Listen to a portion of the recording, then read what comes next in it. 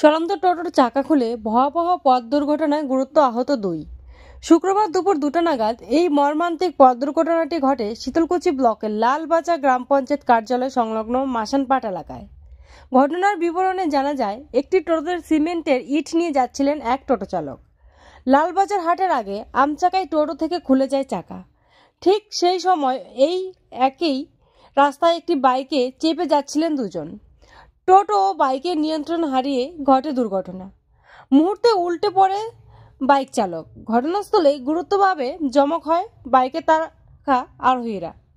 খবর জানাজানি হতেই মানুষজনের ভিড় বাড়তে থাকে। এরপরে তৎক্ষণাৎ পথচারী ও স্থানীয় মানুষজন মিলে আহত 2 ব্যক্তিকে উদ্ধার করে শীতলকুচি ব্লক প্রাথমিক স্বাস্থ্যকেন্দ্রে পাঠানোর ব্যবস্থা করে। কি নাম আপনার? রফিকুল ইসলাম। বাড়ি ওইখানে? বাড়ি হচ্ছে যে নইমুদ্দিন মিয়া, তার বাড়ির পাশে। মানে তা না, মানে বড় মরিচায়? আমার বাড়ি বড় মরিচা। নইমুদ্দিন মিয়ার যে আছে অ্যাক্সিডেন্ট হয়েছে তার বাড়ির পাশে। আমি শুনে আসছি নইমুদ্দিন মিয়া অ্যাক্সিডেন্ট হয়েছে, খবরটা পাওয়ার পরে আমি হাসপাতালে এখানে ঢুকছি।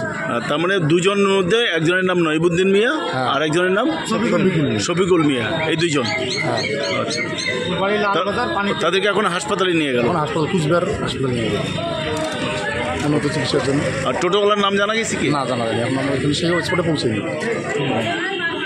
ওই তো আপনার বাড়ির পাশে এই ঘটনা হয়েছে, একটু শব্দ শুনিয়ে বাড়ি আসি, দেখি অ্যাক্সিডেন্ট হয়ে পড়িয়েছে, তখন লোকজন জুটছে। আচ্ছা, তারপরে গিয়ে কি দেখলেন? তারপরে দেখলাম একজনের অনেক ক্ষয়ক্ষতি হয়েছে, একজনের পা ভেঙে পড়িয়েছে, জমিতে একজন রাস্তায় পড়িয়েছে, টোটোটা ওখানে দাঁড়িয়ে আছে। হ্যাঁ, তারপরে লোকজন আসিয়ে তোলাতুলি করলো, অনেক কাপড়া চোপড়া দিয়ে বান্দড়ি দিয়ে এই যে গাড়িকে ফোন করলো, গাড়ি আসিয়ে নিয়ে গেল, থানাওয়ালা আসলো, ইনকোয়ারি করলো। আচ্ছা, টোটো বাইক নিয়ে গেল। আপনার দেখা মতে ঘটনাটার মূল কারণটা কি? সেটা তো আর এখন প্রথমে যে কী হয়েছে সেটা তো আর আমরা জানি না। আমরা জানি যে ওটা বাইক একটা আর মোটরসাইকেল একটা, টোটো একটা আর মোটরসাইকেল একটা।